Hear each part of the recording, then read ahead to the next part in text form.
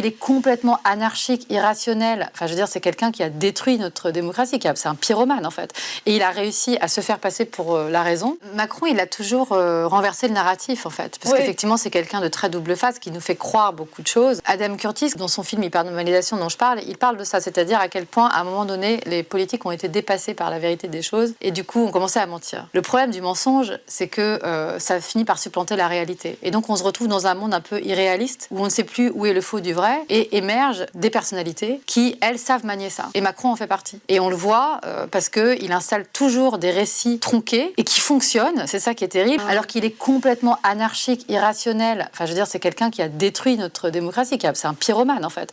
Et il a réussi à se faire passer pour la raison. Puis il y a eu aussi la fameuse stratégie du ni LFI, ni l'extrême droite, qui quand même était extrêmement lisible et visible, mais qui a fonctionné. Parce qu'il arrive toujours à un moment où il sait comment installer le mensonge, comment le faire croître, etc.